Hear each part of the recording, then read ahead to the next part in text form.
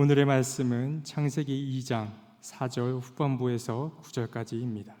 주 하나님이 땅과 하늘을 만드실 때에 주 하나님이 땅 위에 비를 내리지 않으셨고 땅을 갈 사람도 아직 없었으므로 땅에는 나무가 없고 들에는 풀 한 포기도 아직 돋아나지 않았다. 땅에서 물이 솟아나 온 땅을 적셨다. 주 하나님이 땅의 흙으로 사람을 지으시고 그의 코에 생명의 기운을 불어넣으시니 사람이 생명체가 되었다. 주 하나님이 동쪽에 있는 에덴의 동산을 일구시고 지으신 사람을 거기에 두셨다. 주 하나님은 보기에 아름답고 먹기에 좋은 열매를 맺는 온갖 나무를 땅에서 자라게 하시고 동산 한가운데는 생명나무와 선과 악을 알게 하는 나무를 자라게 하셨다. 이는 하나님의 말씀입니다. 하나님 감사합니다. 사랑과 은혜로 세상을 돌보시는 하나님의 평강이 예배의 자리에 계신 교회 여러분 모두와 함께 하시길 빕니다. 오늘도 예배의 자리에 임재하신 주님이 우리와 함께 하십니다. 가정의 달인 오늘 예배 자리에 있는 모든 가정마다 하나님이 주시는 기쁨과 즐거움이 넘치기를 소망합니다. 저는 아름다운 가정 하면은 몇 가지 이미지들이 떠오르는데요. 그 이미지를 나타내자고 한다면은 둥지, 보금자리, 품 이런 말이 우선 제게는 떠오릅니다. 새들은 알을 낳고 부화하기 위해서 둥지를 짓습니다. 굉장히 다양한 그 재료들을 물어다가 하나의 둥지를 완성하는데 얼기설키 그 재료들을 묶는 그것을 엮어내는 새들의 솜씨는 인류 건축가의 그 솜씨 못지않다고 그렇게 여겨집니다. 어떤 새들은 겉모습까지 아주 깔끔하게 만드는 새들도 있지만은 겉에는 좀 들쑥날쑥하고 그런 겉모습이 있기도 하지만은 대개 둥지 안쪽은 아주 부드러운 곡선을 이루고 있음을 알 수 있습니다. 새들은 그런 곡선을 만들기 위해서 수천 번이나 자기의 턱으로 거기를 문질러 댄다고 합니다. 그러니까 곡선은 저절로 생긴 게 아니라 사랑의 수고로부터 만들어진 것이라고 얘기할 수 있겠습니다. 우리 시대를 가리켜서 품이 사라진 시대라고 말하는 이들이 있습니다. 품은 우리가 웃옷을 입었을 때 옷과 가슴 사이에 틈을 일컫는 말이기도 하지만은 우리가 누군가에게 안기거나 혹은 안을 때 가슴을 뜻하는 말이기도 합니다. 뭔가 어딘가에 품에 안긴다라고 하는 말이 우리에게 주는 안온함 같은 것들이 있는데 어디에도 안길 자리가 없다고 하는 것처럼 쓸쓸한 일이 세상에 어디에 있겠습니까? 어린 시절에 종종 보았던 광경이 떠오릅니다. 마당에서 이렇게 아이들과 놀다 보면 햇빛이 쨍쨍 쬐는 날 어느 날 마당가로 그림자 하나가 휙 하고 지나갑니다. 아이들은 금방 그게 솔개의 그림자라는 사실을 압니다. 그럼 아주 황급하게 아이들은 누가 먼저랄 것도 없이 구구구구 하면서 마당가 이곳저곳을 뒤지고 있었던 병아리들을 불러대면은 암탉도 아주 황급하게 달려가서 둥지로 들어가고요. 그러고 나면은 날개를 이렇게 벌려서 그 병아리들을 품에 안습니다. 10마리가 넘는 병아리들이 암탉의 품에 안겨 있는 그 모습을 바라보면 얼마나 신비스럽게 느꼈는지 모릅니다. 그 광경은 언제나 아름다운 이미지로 남아 있습니다. 남극의 펭귄들도 그러더군요. 그 혹한의 추위 가운데서 알을 낳고 또 알이 깨어날 때까지 알이 혹시 얼세라 자기의 발 위에 올려두고 그리고 배 밑에 있는 깃털로 이렇게 덮어가지고 알을 보호하고 또 알이 부화돼서 나와도 똑같은 정성을 가지고 기르는 모습을 보았습니다. 그 때문에 생명의 본질이라고 하는 것은 돌봄이구나 하는 생각을 해봤습니다. 돌봄, 바로 이게 생명의 본질이다 하는 생각이 들었다는 얘기입니다. 세상살이에 지친 사람들은 누구나 다 어머니의 품을 그리워합니다. 사방에서 우리를 벼랑으로 몰아대는 것 같은 세상, 밀려나지 않으려고 안간힘을 쓰다가 힘에 부칠 때마다 내 마음 어디 두고 싶은 곳 장소를 찾곤 합니다. 그 따뜻한 품이 못내 그리워지기도 하는 것이죠. 이원수 선생님이 작사하셨던 고향의 봄이라고 하는 노래 여러분 잘 아시죠? 나의 살던 고향은 꽃피는 산골, 복숭아꽃, 살균꽃, 아기 진달래, 울긋불긋 꽃대골 차린 동네, 그 속에서 놀던 때가 그립습니다 라고 하는 이 곡 말이죠. 2000년 되기 전에, 그러니까 1999년으로 기억합니다마는 일본 오사카에서 남북 기독자 회의가 열렸는데 거기에서 우리가 회의를 시작하기 전에 피아노를 반주하는 이가 바로 이 곡을 연주했던 것을 저는 또렷하게 기억하고 있습니다. 분단되기 이전에 우리의 근원적 정서의 뿌리를 이 노래를 통해 드러내고 싶었던 것인지도 모르겠습니다. 고향 혹은 품은 언제나 그리움의 저편에만 존재하는 것일까요? 오늘날 너무나 많은 가정들이 위기를 겪고 있습니다. 가정을 더 이상 품으로 받아들이지 못하는 사람들이 늘고 있다고 하는 말입니다. 위기 청소년들이 점점 늘어나고 있고 가정에서 사랑을 받지 못하고 학대받는 아이들이 많은 시절이 되어버리고 말았습니다. 그리고 그 속에서 받아들여짐을 경험하지 못하는 이들이 점점 많아집니다. 이렇다면 그 받아들여짐을 가정에서조차 경험하지 못한다면, 전폭적인 지지와 사랑을 가정에서 경험하지 못한다고 한다면 그들은 고단한 세상을 이길 힘을 어디에서 얻을 수 있겠습니까? 바로 이런 시절이기 때문에 우리는 어디 잘못된 길로 가고 있는 것 아닌가 생각하며 성경에게 길을 물어봐야 할 때입니다. 하나님께서 가정의 기초로 세우신 기둥이 무엇인지를 오늘 본문 말씀에 의지하여 함께 생각해 보려 합니다. 창세기 1장과 2장은 인간의 창조 이야기를 달리 얘기하고 있습니다. 먼저 1장을 볼까요? 1장에서는 이렇게 얘기하죠. 하나님이 당신의 형상대로 사람을 창조하셨으니 곧 하나님의 형상대로 사람을 창조하셨다. 하나님이 그들을 남자와 여자로 창조하셨다라고 말합니다. 남자와 여자가 동시에 창조된 것으로 얘기하고 있고, 그리고 창조의 수단은 하나님의 말씀입니다. 그렇죠. 다른 피조물들을 창조하실 때 그랬던 것처럼 하나님은 말씀으로 사람을 창조하셨다고 그렇게 되어 있습니다. 이 말 속에 담겨 있는 뜻이 무엇일까요? 세상에 존재하는 모든 것 속에는 하나님의 말씀이 담겨 있다라고 하는 말일 겁니다. 우리가 눈만 밝다고 한다면, 우리가 영의 귀만 열려 있다고 한다면 세상 만물 속에서 우리에게 말 걸어오시는 하나님의 말씀을 들을 수 있습니다.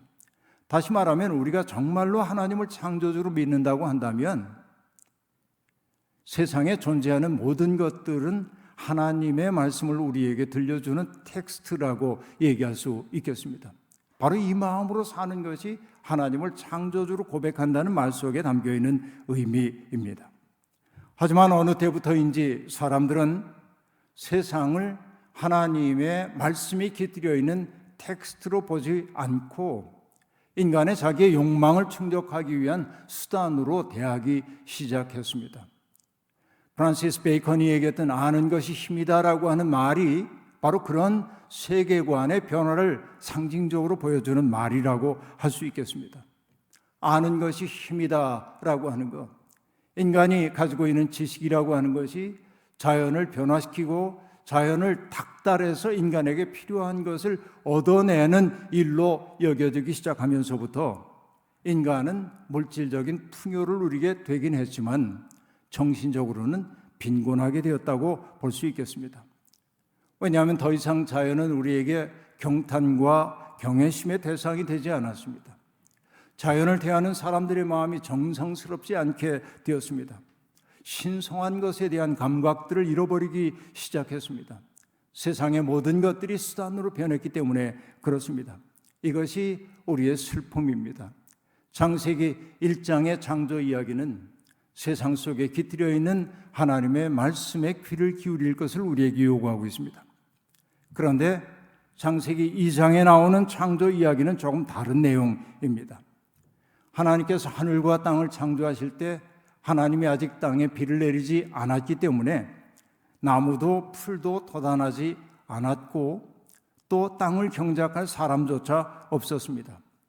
어느 순간 땅에서 물이 솟아나오게 하셨죠. 하나님이 흙이 부드러워졌습니다. 그러자 하나님은 그 지름을 가지고 인간의 형상을 만드셨다고 되어 있고 그리고 그 사람의 코에다가 생기를 불어넣으셔 생명체가 되게 했다 이렇게 말하고 있습니다. 흙을 빚어 인간을 만드는 그 하나님의 모습은 우리의 여러분 인류의 경험 속에서는 토기를 만들며 생활했던 신석기 시대 사람들의 그 경험을 반영하고 있다고 말할 수 있겠습니다. 그러나 인간은 진흙으로 만들어졌지만은 하나님이 그 속에 느샤마라고 하는 에너지를 불어넣으심으로 인간은 네페시가 되었다라고 말합니다. 숨쉬는 존재가 되었다 그렇게 말합니다. 이 말은 깊은 의미가 담겨 있습니다. 오늘 내가 숨을 쉬고 살고 있는 것은 내 숨을 쉬고 있는 것이 아니라 하나님이 내 속에 숨을 불어넣고 있다고 하는 사실입니다.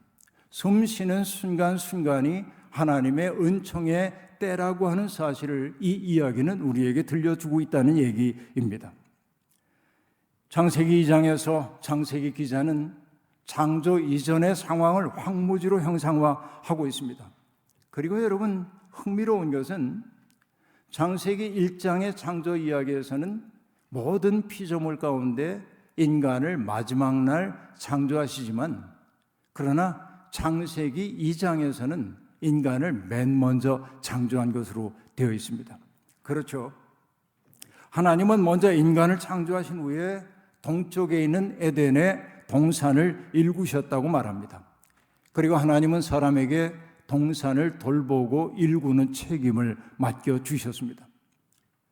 그런데 그 책임을 맡고 있는 아담이 쓸쓸한 모습을 보이자 하나님은 그를 딱하게 여기시고 그에게 알맞은 짝을 만들어 줘야겠다고 작정하십니다. 그리고 하나님의 맨 먼저 하셨던 일은 흙으로 동물들을 빚어 아담 앞에 이끌고 왔습니다.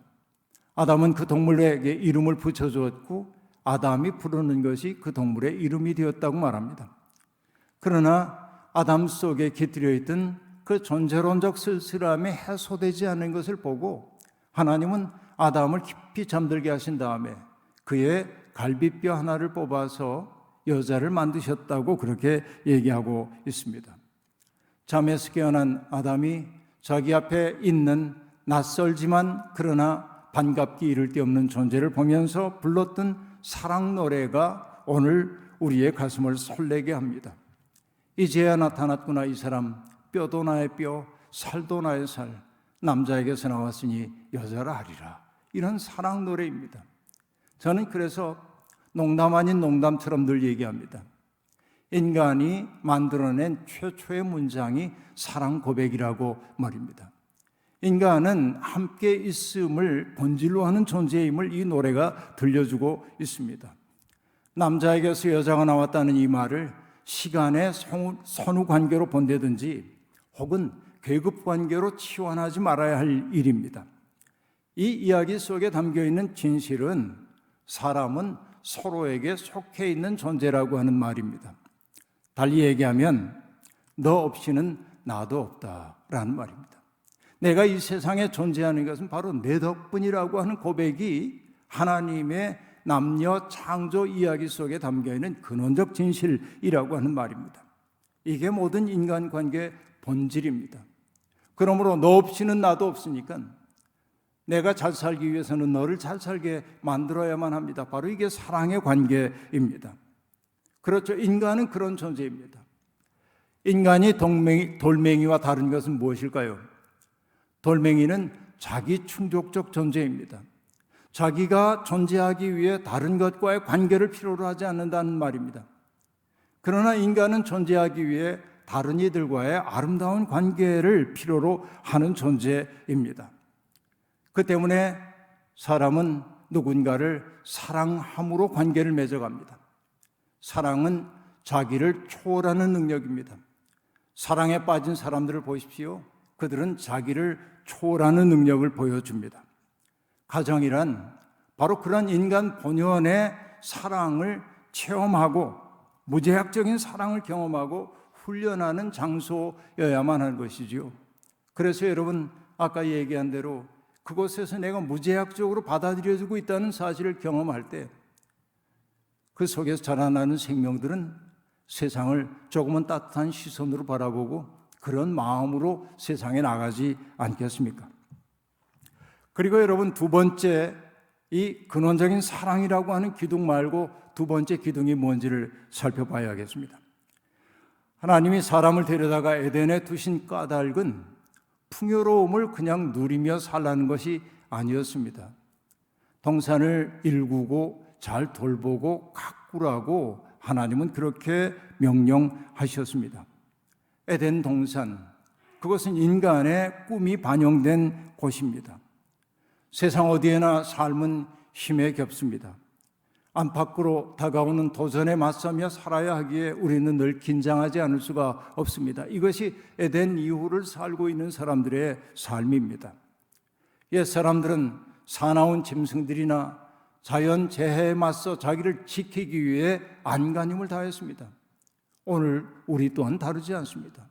오늘 우리는 사나운 짐승보다도 눈에 보이지 않는 바이러스의 공격으로 세계가 멈춰버렸음을 보기도 합니다. 인간의 삶은 이렇게 허약한 토대 위에 서 있습니다. 그러니 이런 어려움을 경험하기 때문에 사람들은 언제나 역사의 부정성이 다 사라진 그런 세상, 행복만이 있는 장소에 대한 꿈을 갖게 되었습니다. 바로 이 꿈을 형상화해 놓은 것이 무엇입니까? 유토피아이지요. 그러나 여러분, 유토피아라고 하는 말은 유는 없다는 뜻이고 토피아는 장소이기 때문에 없는 장소라고 하는 뜻입니다. 어쨌든 사람들은 유토피아를 꿈꾸거나 혹은 샹그릴라라고 하는 것을 그리워하거나 혹은 동아시아 사람들의 표현으로 얘기하자면 무릉도원과도 같은 풍요의 세계, 평안함의 세계를 갈구합니다. 유사일에 모든 인간들이 그런 세상에 대한 꿈을 간직한 채 살 수밖에 없었습니다. 그러니까 에덴 동산도 그런 인간의 꿈이 반영되어 있다고도 얘기할 수 있겠습니다. 그런 세상을 여러분, 이사야는 어떻게 형상화했죠? 해함도 상함도 없는 세상, 그렇죠? 모든 육식동물들이 초식동물들과 더불어 평화롭게 공존하는 세상을 이사야는 꿈꿨죠. 에스겔은 어떻게 이미지화했습니까? 강물이 넘실넘실 흐르고 있고 강 좌우편에 과일나무가 있는데 그 과일나무에서 사시사철 잎이 마르지 않고 아름다운 열매가 맺히는 세상, 그런 세상을 꿈꾸잖아요.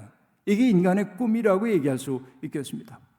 하지만 그런 꿈과는 달리 에덴 동산은 그렇게 풍요의 이미지만으로 그렇게 그리고 있지 않습니다. 에덴 동산이 풍요로운 것은 인간이 필요로 하는 모든 것이 있기 때문이 아니라 하나님과의 친밀한 접속을 유지하는 것이기 때문에 에덴 동산은 아름다운 것입니다. 그리고 그것은 하나님이 인간에게 위임해 주신 이 일들을 성실하게 수행할 수 있는 장소이기 때문에 그렇습니다. 앞서 얘기했듯이 인간의 본연의 사명은 가꾸고 돌보는 것입니다. 그것은 힘겨운 노동이 아니라 하나님의 창조에 동참하는 행위입니다. 바로 이게 인간에게 맡겨져 있는 동산을 가꾸는 자로서의 의무였습니다. 일하면 지긋지긋하게 느끼는 분들이 많이 있죠. 하도 일을 많이 해서 손가락이 휘어진 농부의 손을 바라볼 때마다 안쓰러움을 느낍니다. 손에서 아무리 닦아도 쑥물과도 같은 풀물이 지워지지 않는 그 손을 바라볼 때마다 멀끔하기만 한 우리의 손이 부끄러워지기도 합니다. 하도 일을 많이 해가지고 손가락이 휘어진 목수들의 손을 볼 때도 마음이 안타깝습니다. 많은 이들이 먹고 살려니 어쩔 수 없이 일해야 한다고 그렇게 말하기도 합니다. 일에서 해방되어 느긋하고 풍요로운 생활을 누리고 싶은 인간의 염원을 누가 탓할 수 있겠습니까? 하지만 일이라는 게 본래 저주가 아니었습니다. 오히려 복이었습니다. 에덴 동산에서 일하라고 초청을 받은 것은 사람밖에는 없습니다.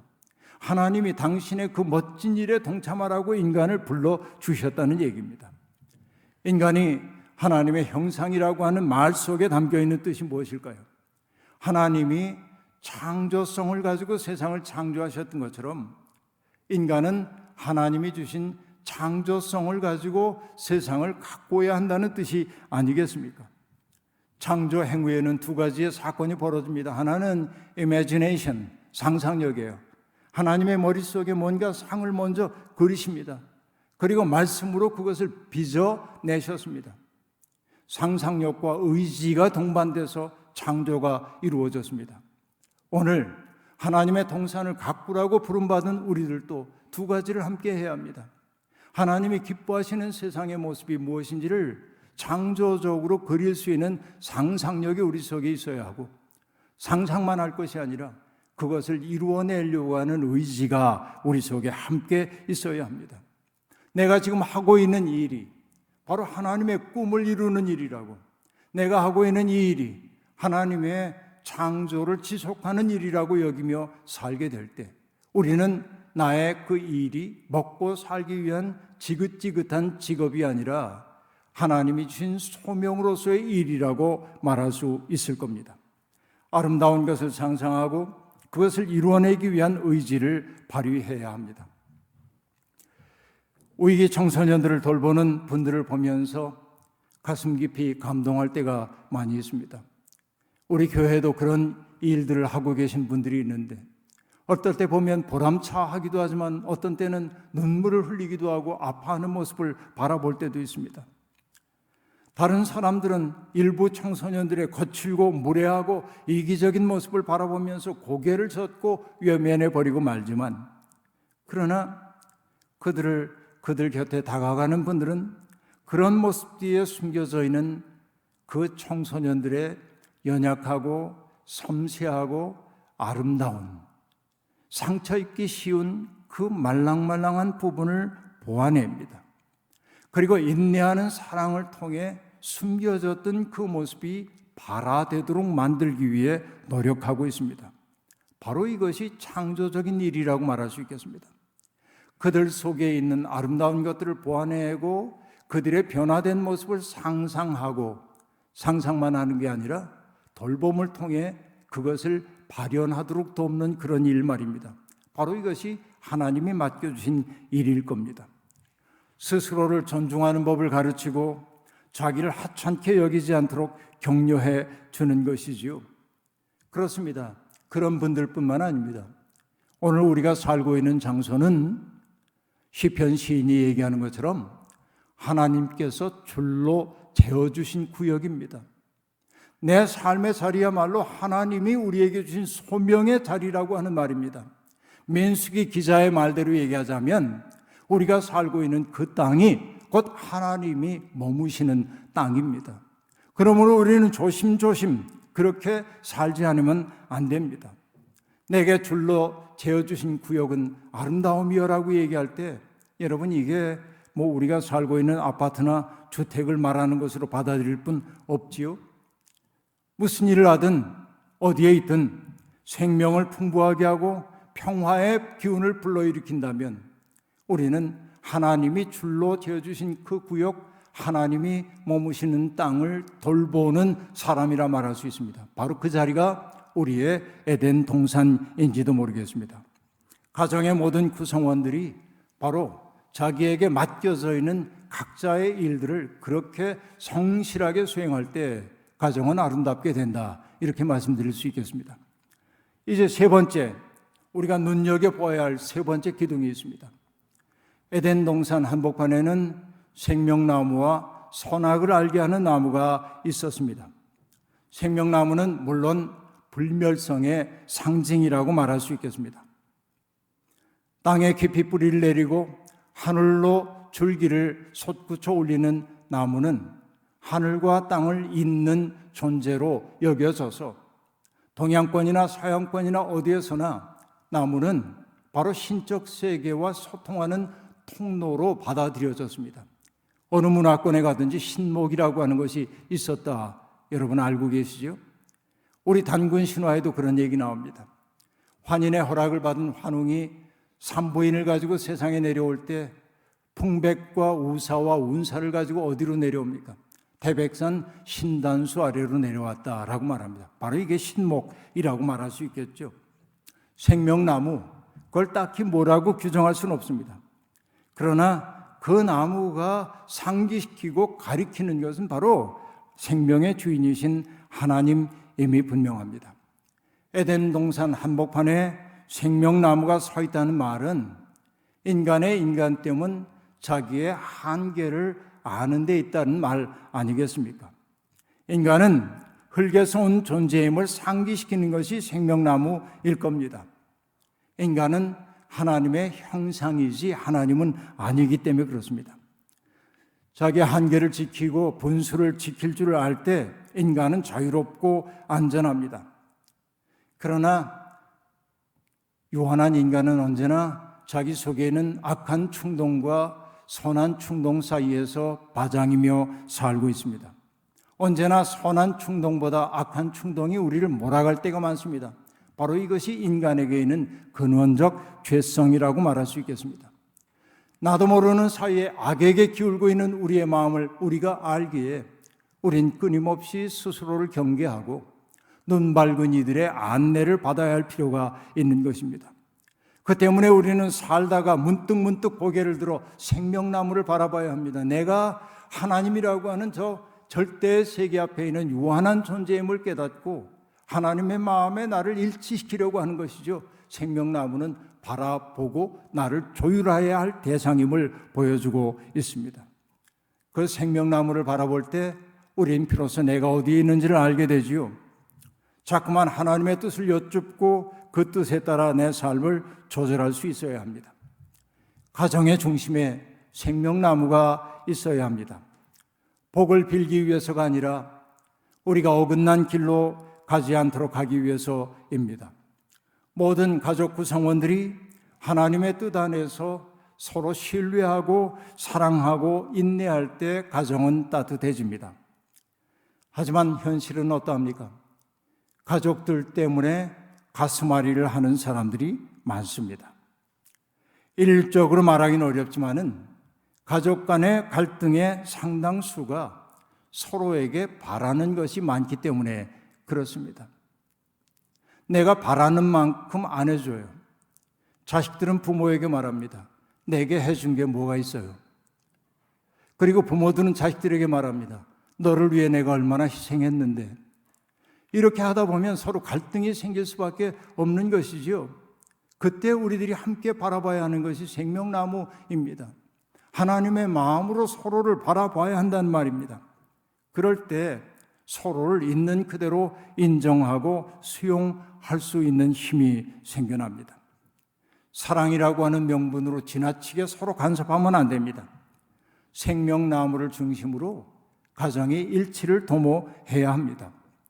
옳고 그름을 따지고 이런저런 계산을 앞세우다 보면 가정의 평화는 깨지도록 되어 있습니다. 엊그저께 양재성 목사님을 통해 알게 된 시가 하나 있습니다. 진은영 시인의 가족이라고 하는 시인데 아주 짧습니다. 밖에선 그토록 빛나고 아름다운 것, 집에만 가져오면 꽃들이 화분이 다 죽었다. 여러분, 이게 꽃과 화분에 대한 얘기 아닌지 아시죠? 왜냐하면 제목이 가족이기 때문에 그렇습니다. 여러분, 밖에서는 나름대로 좋은 동료요, 친구요, 이웃으로 지내는데 집에만 들어오면 무뚝뚝하고 퉁명스러운 태도로 일관하는 이들이 있습니다. 가족관계에 어려움이 여기에 있습니다. 앞서도 얘기한 대로 바라는 바가 서로 많기 때문에 그렇습니다. 내가 바라는 바를 다른 가족 구성원들이 충족시켜주지 않는다고 느끼기 때문에 이렇게 우리는 생명을 질식시키는 경우가 많이 있습니다. 그 때문에 저는 얘기합니다. 가족끼리라도 너무 많은 것을 요구하지 말아라. 오히려 그가 내 곁에 있다는 사실 그 자체만으로 고마워하는 마음을 좀 품어보자라는 생각입니다. 요구하기보다는 함께 있다는 사실 자체를 고마워해야 합니다. 가정의 중심에 생명나무를 모셔야 한다고 말하는 까닭이 바로 여기에 있습니다.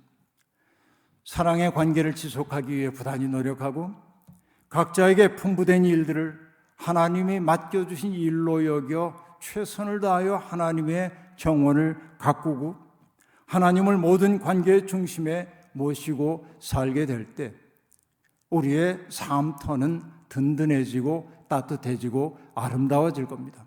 바로 그 마음이 있을 때 가정은 보금자리가 되고 둥지가 되고 품이 되리라 생각합니다. 오늘 예배 자리에 있는 모든 이들의 가정이 바로 그런 창세기가 보여주고 있는 그 세 가지 사랑의 관계, 건전한 노동, 그리고 하나님을 중심에 모신 그 삶을 통해 여러분의 가정이 아름다운 천국의 모델이 될 수 있기를 주의 이름으로 축원합니다. 아멘. 주신 말씀 기억하며 거듭의 기도 드리겠습니다. 하나님은 우리에게 가정을 선물로 허락하여 주셨습니다.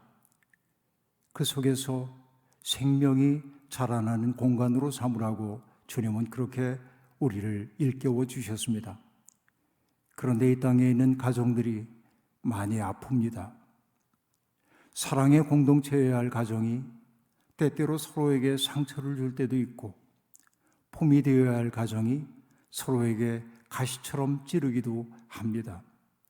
하나님, 이 땅에 있는 모든 가정들이 온전한 하나님의 그 둥지로서의 구실 자라도록 사랑으로 우리 모두를 보살펴 주옵소서. 가족 구성원들이 서로가 내 곁에 있다는 사실을 기꺼워하고 고마워하고 값없이 우리에게 주어졌던 모든 사랑들을 감사히 여기면서 하나님 중심으로 일치를 이룰 수 있도록 이끌어 주옵소서. 예수님의 이름으로 기도하옵나이다. 아멘.